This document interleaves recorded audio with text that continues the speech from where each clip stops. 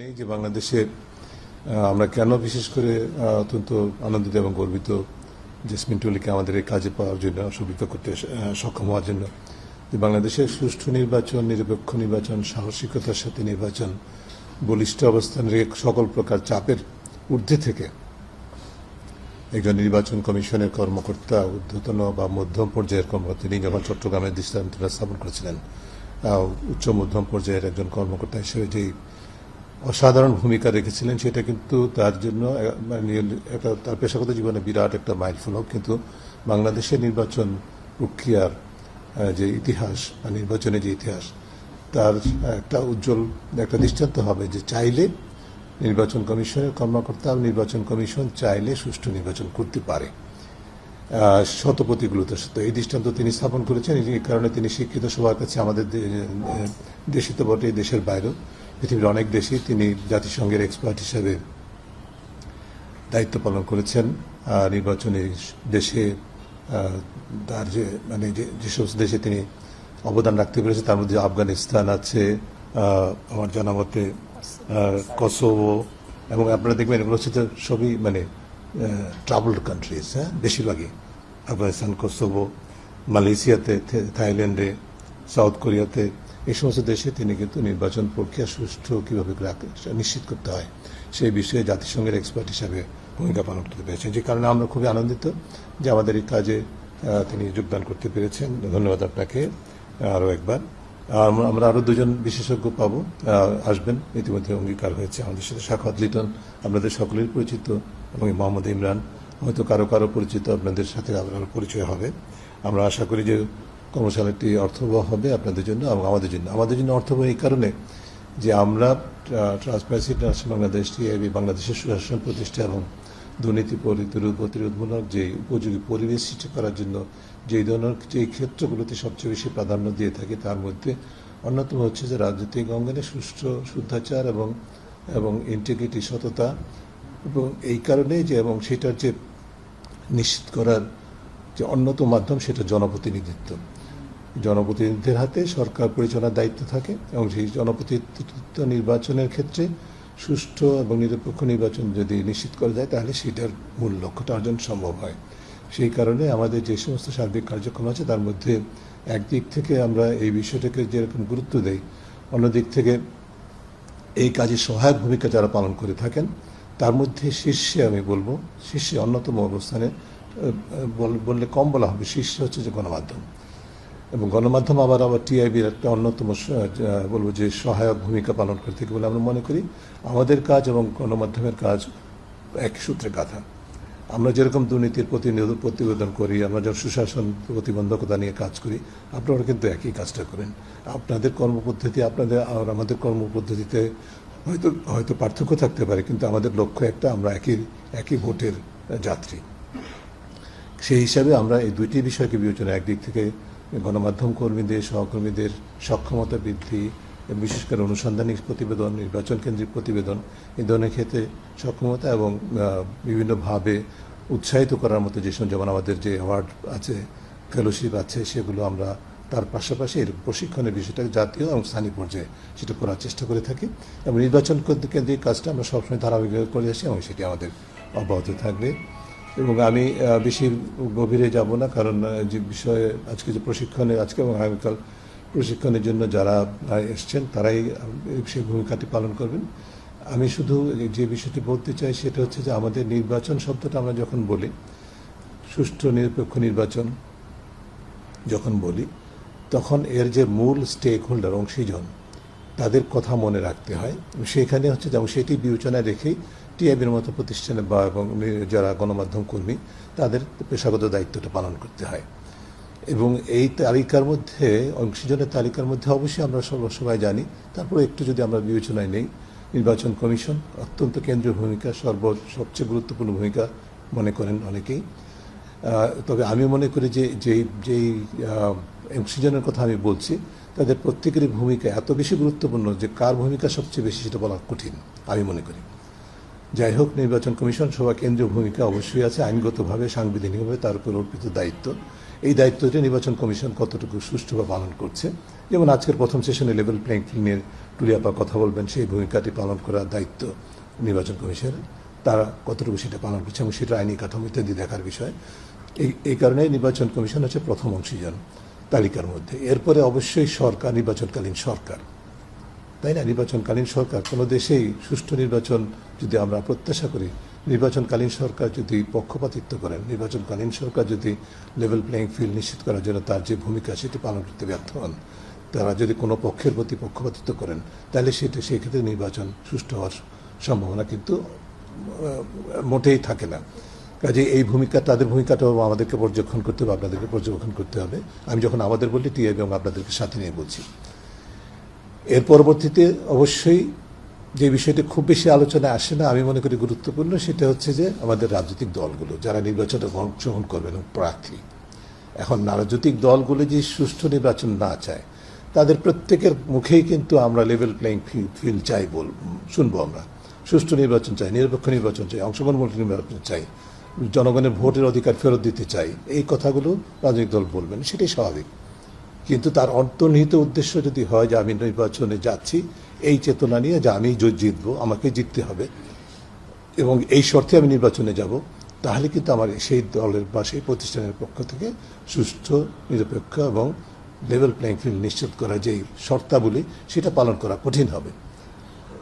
এবং এই ক্ষেত্রটি কিভাবে, মানে এই চর্চাটি, এই বিষয়টি রাজনৈতিক দলগুলো এবং তাদের মনোনীত প্রার্থীগণ কিভাবে সেই ভূমিকাটা পালন করছেন, সেইটি এবং সেটা পালন করার ক্ষেত্রে তারা কতটুকু আইনের প্রতি শ্রদ্ধাশীল হচ্ছেন, কতটুকু বিধিমালার প্রতি নির্বাচনী বিধি, আচরণবিধির প্রতি শ্রদ্ধাশীল থাকছেন, তাদের নিজস্ব যে মৌলিক প্রাতিষ্ঠানিক মানদণ্ড সেগুলো কতটুকু পালন করছেন, নাকি আসলে নির্বাচন অর্থ ক্ষমতায় আমি যাব, যেতেই হবে, না গেলে, না যেতে পারলে আমি নির্বাচনটাকে আমার মতো করে ঢেলে সাজানোর চেষ্টা করব এবং সেখানে আমি পেশি এবং অর্থশক্তির ব্যবহার করব। এই যদি চর্চা হয়, তাহলে কিন্তু রাজনৈতিক দলের পক্ষ থেকে তার সঠিক ভূমিকাটি সুষ্ঠু নির্বাচনের জন্য পালন করা কঠিন হবে। এই পর্যবেক্ষণটা আমাদের করতে হবে। তৃতীয় যে বিষয়টি, সেটা হচ্ছে যে আইন প্রক্রিয়া সংস্থা এবং প্রশাসন।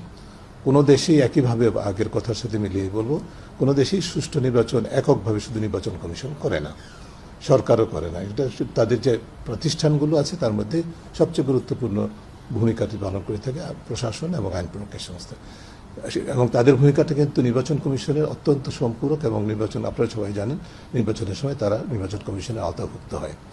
এই যে ভূমিকাটি তারা কতটুকু নিরপেক্ষতার সাথে পালন করছেন, আমরা যেটা অতীতে দেখেছি, তার থেকে কতটুকু সাংস্কৃতিক পরিবর্তন হয়েছে, চর্চার পরিবর্তন হয়েছে, এবং এই চর্চাটা রাজনৈতিক অঙ্গনে এবং আমলাতান্ত্রিক অঙ্গনে, বিশেষ করে প্রশাসন এবং আইন প্রক্রিয়া সংস্থায় কতটুকু প্রতিফলিত হচ্ছে, এবং বাস্তবে সেটার চর্চা আমরা দেখছি কিনা মাঠ পর্যায়ে এবং জাতীয় পর্যায়ে, সেটি পর্যবেক্ষণ করা আমাদের অন্যতম দায়িত্ব এবং সেটা আমাদের করতে হবে। সেগুলোর জন্য বিভিন্ন ইন্ডিকেটরস আমাদেরকে নিজেদেরকে বের করে নিতে হবে। এটি এরপরে অবশ্যই আমাদের যারা মূল নির্বাচনের যে মূল চরিত্র, কেন্দ্রীয় চরিত্র, সেটা হচ্ছে ভোটার্স। আমাদের ভোটারদের জন্য উপযোগী পরিবেশ সৃষ্টি করা হচ্ছে কিনা, এবং ভোটাররাও উপযোগী পরিবেশ সৃষ্টিতে সহায়ক ভূমিকা পালন করতে পারছেন কিনা, সেটাও কিন্তু দেখতে হবে। কারণ এই যে শক্তির কথাগুলো বা অংশীজনের কথাগুলো বলছি, তাদের ভূমিকার দ্বারা কিন্তু ভোটারদের আচরণ প্রভাবিত হয়, এবং তাদের ভূমিকার দ্বারা ভোটারদের ভোট দেওয়ার যে অধিকারের প্রেক্ষিত, সেটাও নির্ধারিত হয়। কাজে এইখানে ভোটারদের জন্য যে উপযোগী পরিবেশ সৃষ্টি হচ্ছে কিনা, বা ভোটাররা তাদের নির্ধারিত ভূমিকা সঠিকভাবে পালন করতে পারছেন কিনা, সেটি আমাদের দেখতে হবে, পর্যবেক্ষণ করতে হবে এবং সেটি নিয়ে প্রতিবেদন করতে হবে। আমাদের গুরুত্বপূর্ণ ভূমিকা পালন করে থাকেন আমাদের নির্বাচন পর্যবেক্ষক প্রতিষ্ঠানগুলো, তারা কতটুকু আনবায়াসড, জাতীয় এবং আন্তর্জাতিক, কতটুকু আনবায়াস, সুষ্ঠু, নিরপেক্ষভাবে, কতটুকু কোনো প্রকার চাপের ঊর্ধ্বে থেকে বা কোনো প্রকার উদ্দেশ্যমূলক অবস্থানের ঊর্ধ্বে থেকে সে ভূমিকা পালন করছেন, সেটি আমাদেরকে দেখতে হবে। গণমাধ্যম, আমরা আয়নার সামনে দাঁড়াতে হবে নিজেদেরকে প্রশ্ন করতে হবে যে আমরা নিজেরা আমাদের যে ভূমিকাটি পালন করছি, আমার প্রত্যেকটা গণমাধ্যম কর্মী হিসাবে আমাদের সকলেই একজন করে ভোটার। আমার চয়েস থাকবে, কোনো দলের প্রতি আমাদের আনুগত্য থাকতে পারে বা পছন্দ অপছন্দ থাকতে পারে। আমরা কি সেটা দ্বারা বায়াসড হচ্ছি, নাকি আমরা আমাদের যখন পেশাগত দায়িত্বটা, ভোট যখন দিতে যাব তখনই আমি আমার প্রার্থীকে ভোট দেব, কিন্তু আমরা যখন পেশাগত দায়িত্বটা পালন করছি তখন আমি সঠিকভাবে নিরপেক্ষভাবে সেই ভূমিকাটা পালন করতে পারছি কিনা, এই যে ডিভাইডটা, এই যে দুইটাই ভূমিকা আমাদের সংবাদকর্মী হিসেবে, এই ভূমিকাটা সম্পর্কে সচেতন থেকে সেইখানে যদি আমরা সঠিক ভূমিকাটা পালিত হচ্ছে কিনা সেটা নিজেরা চর্চা করতে এবং অন্যরা সেটা করতে পারছেন কিনা সেটাও যদি চিহ্নিত করার চেষ্টা করতে পারি। আমাদের সকলের সবচেয়ে বড় পরীক্ষক হচ্ছে আমরা নিজেরা। কাজে আমরা যদি নিজেদের ভূমিকাটা সঠিকভাবে পালন করতে পারছি না সেটা যদি পর্যবেক্ষণ করতে পারি তাহলে কিন্তু নির্বাচনে সহায়ক ভূমিকা পালন করবে। আমি আর দীর্ঘায়িত করব না।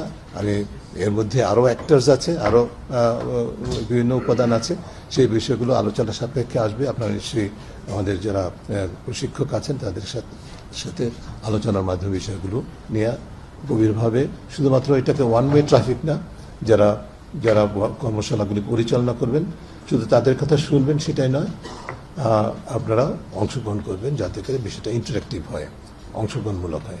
এবং আমি শুনে খুব খুশি হলাম যে কয়েকটা বিষয়ে আরএফএডি ভূমিকা উল্লেখযোগ্য ভূমিকা পালন করতে চাচ্ছেন। আপনাদেরকে স্বাগত জানাই। এবং এই ক্ষেত্রে যেগুলো আপনি উল্লেখ করেছেন সেখানে যদি টিআইবির সক্ষমতা অনুযায়ী কোনোভাবে অংশগ্রহণের সুযোগ বা কোনোভাবে উপাদান রাখার সুযোগ থাকে সেটা আমরা সাধ্যমতো অবশ্যই চেষ্টা করব, এই প্রত্যাশা রেখে আমরা সবাইকে আমি ধন্যবাদ জানিয়ে আমার বক্তব্য এখানে শেষ করছি। আমরা আশা করছি দিনটা আপনাদের জন্য উপভোগ্য হবে। শুধুমাত্র প্রশিক্ষণ হিসেবে দেখলে ভালো এনজয় করবেন না, you have to enjoy the whole day. আর তৌহিদ যেটা বলেছেন আপনাদেরকে, সেটা একটা বড় চ্যালেঞ্জ। আপনারা সংবাদকর্মী হিসাবে ডিটাচ থাকা আপনাদের পক্ষে কঠিন, চেষ্টা করতে হবে আর কি। হ্যাঁ, আপনারা এর মধ্যেও যদি বাধ্যতামূলক কিছু হয় তাহলে সেটা হয়তো আপনারা না করে পারবেন না, কিন্তু যতখানি সম্ভব টেলিফোন থেকে বা অন্য দায়িত্ব থেকে এখন এই কয়েক ঘন্টা যদি আজকে সারাদিন এবং কালকে নিজেদেরকে বিরত রাখেন, এখানে ফুললি কনসেন্ট্রেট করেন, এনজয় করেন, তাহলে সেটা সুখকর হবে এবং যে পারপাসে আমরা এটা করছি সেটা অর্জন করা সম্ভব হয়। আমি সারাক্ষণ আপনাদের সাথে থাকতে পারলে আমার খুব ভালো লাগতো। আনফর্চুনেটলি আমি সেটা পারছি না আমার অন্য দায়িত্বের কারণে। তবে আমি কালকে আরেকবার আপনাদের সাথে আশা করি শেষের দিকে দেখা করতে পারবো। তো সবাইকে ধন্যবাদ। আমাদের আজকে যে প্রশিক্ষণের মূল উদ্দেশ্যটা সেটা বিচ্যুত হয়ে আমরা চাইবো না, এটা বিবেচনায় রেখে আমরা একটু আলোচনা করতে পারি খুব সংক্ষেপে দুজনেরই প্রশ্নে। প্রথমটা নিয়ে যেটা বলবো যে আসলে নীতিমালা আইনগত কাঠামো বেশ কিছু পরিবর্তন হচ্ছে আমার জানা মতে। নতুন নির্বাচন কমিশন যে আরপিও সংশোধনের দিকে যাচ্ছে এবং সংবাদকর্মীদের জন্য যে নীতিমালা সেটাতেও কিছু পরিবর্তন এসছে। সেখানে প্রত্যাশিত জায়গায় আমরা যেতে পারি নাই, যেমন সংবাদকর্মীদের যে অ্যাক্সেসের বিষয়টি যেটা আপনি বলছেন, সেখানে একটা ট্রিক রাখা হয়েছে যে যেন ভোট কেন্দ্রে প্রবেশের আগে করতে হবে না, অবহিত করতে হবে। যে অবহিত করার নামে অবহিত করার যে দায়িত্বটা বা বাধ্যবাধকতা সেটাকে অপব্যবহার করা যেতে পারে, সেটি আমাদের উৎকণ্ঠার জায়গা, তাই তো? এবং সেটি নিয়ে আমাদের চেষ্টা করছি আমরা নির্বাচন কমিশনে আমাদের পক্ষ থেকে সেই বিষয়টি নিয়ে আলোচনা করেছি এবং আমাদের সুপারিশের মধ্যে সেটা আছে সেটাকে সংশোধনের জন্য। কিন্তু সেটা যদি নাও হয়, সেটা যদি আমি আশা করছি যে সেটা এই বাধ্যবাধকতা, কারণ আমার যদি কার্ড থাকে, আমার যদি অ্যাক্রিডিটেশন থাকে নির্বাচন কমিশনের, এই কার্ডটাই তো যথেষ্ট। এটা অবহিত করতে যাওয়ার মানেই হচ্ছে যে এখানে আমি হ্যারাস্ট হওয়ার সম্ভাবনা থাকতে এবং সেটা টার্গেটেড হ্যারাসমেন্ট হতে পারে, এই ঝুঁকিটা থাকে। এটা অপসারণ করা উচিত বলে আমরা মনে করি। কিন্তু সেটা যদি না হয় তারপরে কিন্তু আমাদের ভূমিকাটা আমাদের যার যার জায়গা থেকে যথাযথ পালন করার চেষ্টা করতে হবে। সেটা আইনের মধ্যে থেকে, নীতিমালার মধ্যে থেকে আমরা যাতে করে এককভাবে না হলে সামষ্টিকভাবে বিষয়গুলো মোকাবেলা করার চেষ্টা করতে পারি। চট করে একটা জিনিস আপনার দ্বিতীয় প্রশ্নের সাথে মিলেই বলছি আর কি, আমাদের যে অবকাঠামো, যেটাকে মানে গভর্নেন্সের, সুশাসনের এবং জবাবদিহিমূলক সরকার ব্যবস্থার এবং প্রাতিষ্ঠানিক স্বচ্ছতা, জবাবদিহিতা, প্রাতিষ্ঠানিক সততা, শুদ্ধাচার, ট্রান্সপারেন্সি, অ্যাকাউন্টেবিলিটি বিষয়গুলোকে, যে সম্ভাবনাগুলোকে যেভাবে পদদলিত করা হয়েছে এবং দীর্ঘ প্রক্রিয়ার মাধ্যমে, এটা শুধু গত 16 বছরের নয়, এটা বাংলাদেশে বলতে গেলে 54 বছরেই যে অবস্থায় তৈরি করা হয়েছে, প্রতিটা প্রতিষ্ঠানকে দলীয়করণের মাধ্যমে, দ্বিমুখী দলীয়করণের মাধ্যমে পেশাগত দলীয়পনা সৃষ্টি করা হয়েছে এবং প্রতিষ্ঠানগুলোকে কার্যকর করে দেওয়া হয়েছে, অকার্যকর করে দেওয়া হয়েছে। সেইখান থেকে অল্প সময়ের মধ্যে 1 বছর 1.5 বছরের মধ্যে পুরো বিষয়টাকে ঢেলে সাজানো খুব একটা সহজ কাজ নয়, আমি স্বীকার করি। যে কারণে কিন্তু আমাদের যে আপনাদের অনেকের প্রশ্নগুলো যে আসলে এই প্রশাসন দিয়ে, এই আইন প্রকাশ সংস্থা দিয়ে আমরা আসলে সত্যিকার অর্থে সুষ্ঠু নির্বাচন আশা করতে পারি কিনা, এই প্রশ্নের পেছনে যুক্তি তো অবশ্যই আছে। কারণ পতিত সরকারের এজেন্টরা বা তাদের সহযোগীরা প্রশাসনে বা আইন প্রকাশ সংস্থায় নেই সেটা বলা যাবে না। যেরকম অন্যদিক থেকে যাদেরকে নতুন করে যারা বলবো যে যারা দীর্ঘদিন বঞ্চিত ছিলেন তাদের যে অবস্থান ফিরে পাওয়া, সেটাও কিন্তু তার মধ্যেও কিন্তু দলীয়করণ, একটা দলীয়করণের জায়গায় আরেকটা দলীয়করণ প্রতিস্থাপিত হয়েছে অনেক ক্ষেত্রে, সেটা মোটামুটি অস্বীকার করার কোনো উপায় নেই। এর পাশাপাশি আছে আর এটা দুই ধরনের শক্তি। অন্যদিকে তৃতীয় আরেকটা আছে যারা হয়তোবা চেষ্টা করছেন মানে নিরপেক্ষ থাকার জন্য, যারা পেশাগত জীবনে সবসময় তো চেষ্টা করেছেন। কারণ আমি মনে করি না যে যারা প্রশাসনে আইন প্রয়োগের সংস্থায় যারা আছেন তারা শতভাগ এইভাবে দলীয়করণে দ্বারা প্রভাবিত। কিছু কিছু কর্মকর্তা কর্মচারী তো আছেন যারা চেষ্টা করে যাচ্ছেন, এবং জেসমিন টুলির মতো আরও আছেন হয়তোবা। কাজে এই যে তিন ধরনের শক্তি, তাদের টানাপোড়েনের মধ্যে কিন্তু এই প্রশাসন আইন প্রক্রিয়া সংস্থা চলবে, তারা তাদের ভূমিকাটি পালন করবে, এবং সেইটি আসলে আমাদের দায়িত্ব হবে পর্যবেক্ষণ করা। এটি চট করে এদের পরিবর্তন করে ফেলা এবং নতুন করে পুরো প্রশাসন আইন প্রক্রিয়া সংস্থা ঢেলে সাজানো, সেটা যেরকম সম্ভব ছিল না, সম্ভব নয়। একইভাবে আমাদেরকে সময় দিতে হবে যাতে করে এটা একটা স্থিতিশীলতার মধ্যে আসে, একটা নতুন ধরনের পেশাদারিত্ব তৈরি হয়। যে কারণেই কিন্তু সংস্কার কমিশনগুলো তাদের প্রস্তাবনা, তাদের সুপারিশগুলো প্রস্তাব করেছে। দুর্ভাগ্যের বিষয় যে সেই প্রস্তাবনা সুপারিশগুলো বাস্তবায়নের খুব একটা এখন পর্যন্ত অগ্রগতি হয় নাই। সেটা যতটুকু হতে পারতো ততটুকু হয়নি, কিছু হয়েছে, কিন্তু সেদিকে আমরা যাচ্ছি। একটা পর্যায়ে সেদিকে হয়তো আমরা বাস্তব পুরোপুরি অর্জনটা করতে পারবো। ইতিমধ্যে আমি যেটা বলতে চাই সেটা আপনাদের প্রশ্নের উত্তরে, সেটা হচ্ছে যে আমি শুরুতে যেটা বলেছি সেটাই, যে এই যে দুর্বলতাগুলো, এই দুর্বলতাগুলোকে মাথায় রেখেই, বিবেচনায় নিয়েই আমাদের কাজ করতে হবে, এবং সেটার মাধ্যমে কিন্তু দুইটা জিনিস তুলে ধরতে হবে। আসলে একদিক থেকে সত্যিকার অর্থেই আইনের প্রয়োগ কতটুকু হচ্ছে, যথাযথভাবে মানুষের ভোটের অধিকার নিশ্চিতের জন্য অংশীজনগুলো তাদের ভূমিকা কতটুকু পালন করার চেষ্টা করছে, সেটাকে যেরকম তুলে ধরার চেষ্টা করা, অন্যদিকে কোথায় বিচ্যুতি ঘটছে সেটাও তুলে ধরার চেষ্টা করা কিন্তু আমাদেরই দায়িত্ব, সংবাদ কর্মীদের এবং টিআইবির মতো প্রতিষ্ঠানের দায়িত্ব। সেই কাজটি আমাদেরকে করতে হবে। আমাদেরকে ফ্র্যাঙ্কলি, আমি খুবই ওপেনলি বলবো, মনে রাখতে হবে যে আমাদের পলিটিক্যাল স্পেস, অর্থাৎ রাজনৈতিক অঙ্গন এবং আমলাতান্ত্রিক অঙ্গন, এই দুইটা জায়গায় সত্যিকার অর্থে আমাদের বৈষম্যবিরোধী আন্দোলনের যে মূল চেতনা, তার থেকে বাস্তব শিক্ষা গ্রহণ করা হয়েছে এরকম দৃষ্টান্ত এখনো কিন্তু বিরল। যেই কারণে আমাদেরকে এই অ্যাজামশনটার উপরে ভিত্তি করেই, এবং এটা চট করে ওরা শিক্ষাটা গ্রহণ করবেন, এবং গ্রহণ করে তারা সুষ্ঠু নিরপেক্ষ নির্বাচনের জন্য সঠিক ভূমিকা পালন করতে পারবেন।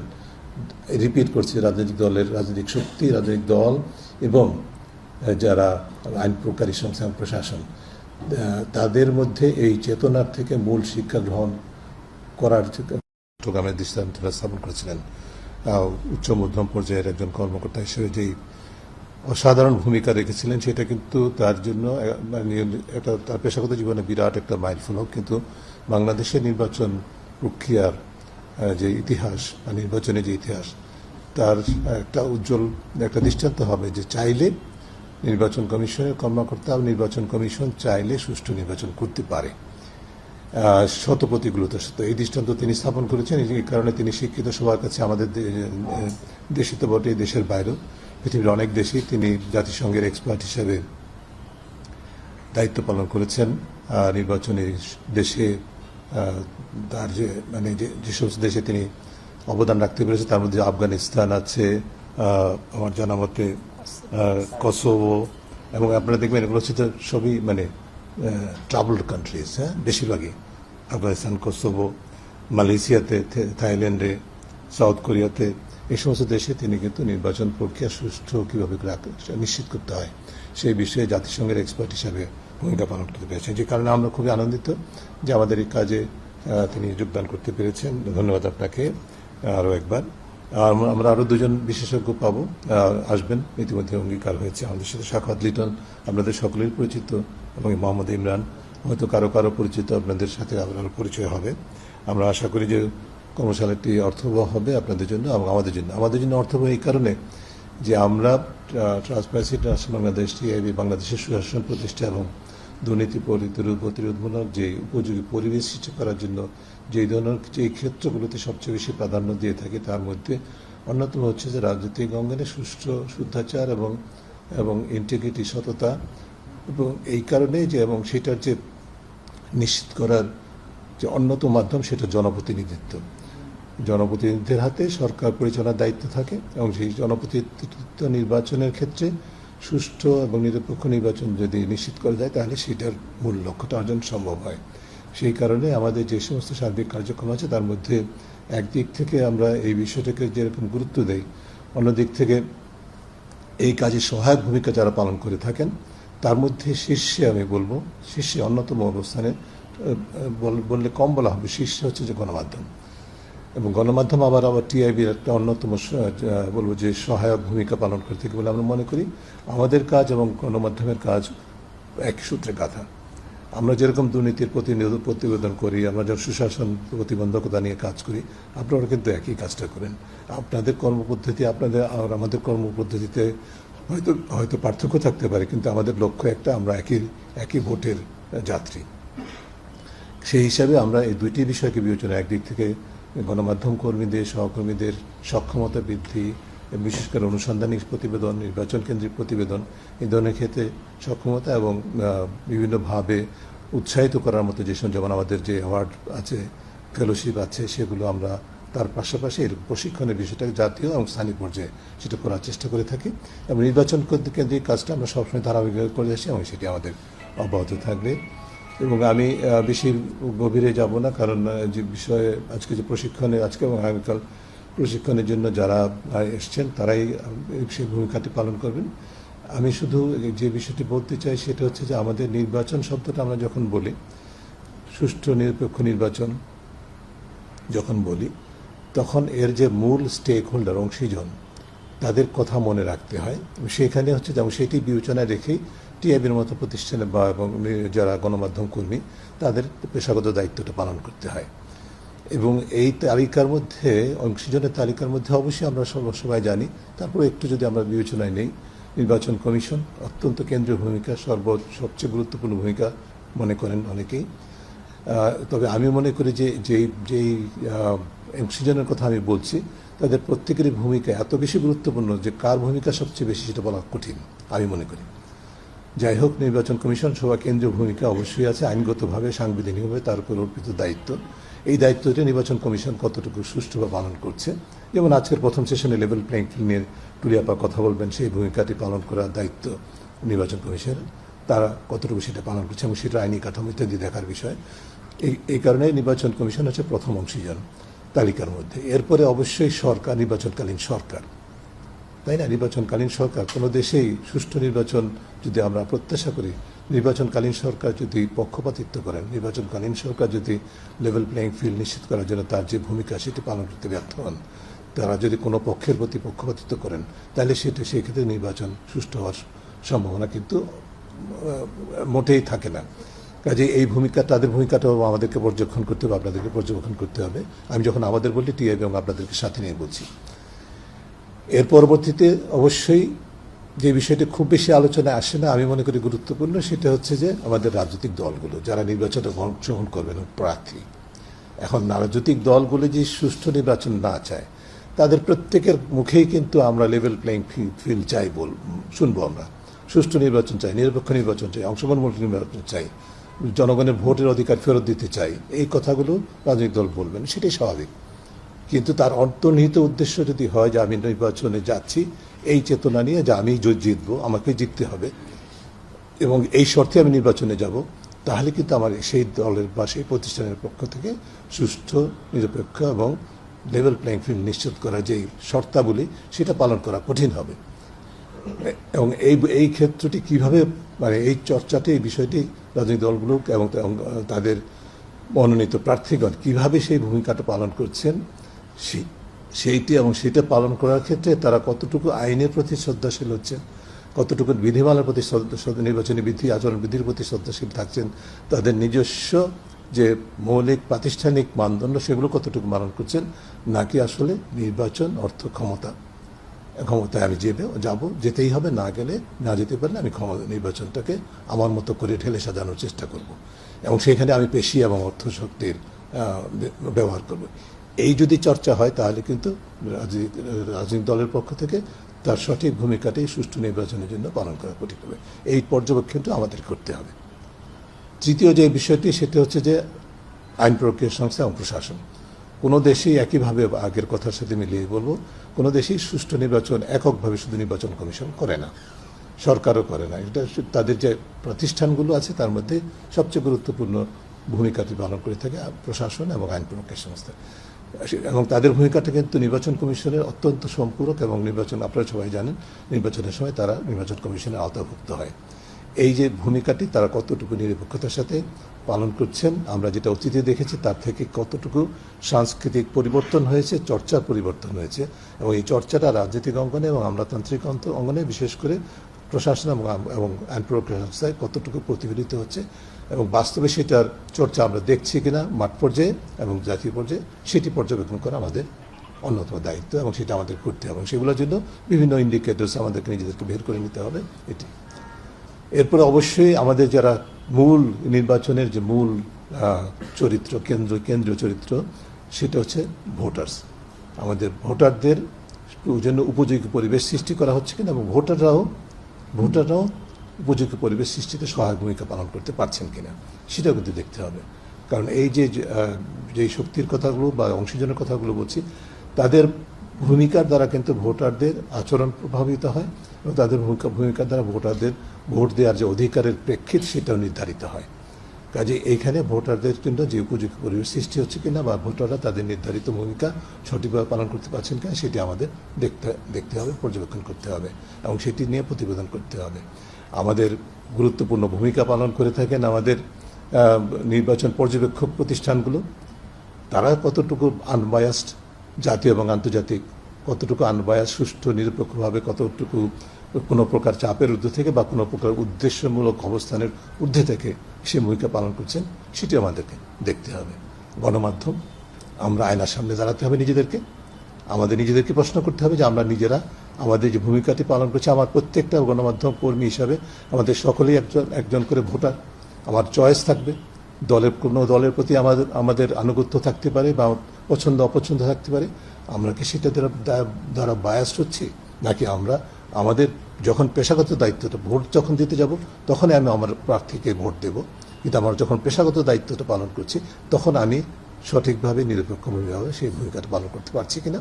এই যে ডিভাইডটা, এই যে দুইটাই ভূমিকা আমাদের সংবাদকর্মী হিসেবে, এই ভূমিকাটা সম্পর্কে সচেতন থেকে সেইখানে যদি আমরা সঠিক ভূমিকাটা পালিত হচ্ছে কিনা সেটা নিজেরা চর্চা করতে এবং অন্যরা সেটা করতে পারছেন কিনা সেটাও যদি চিহ্নিত করার চেষ্টা করতে পারি, আমাদের সকলের সবচেয়ে বড় পরীক্ষক হচ্ছে আমরা নিজেরা।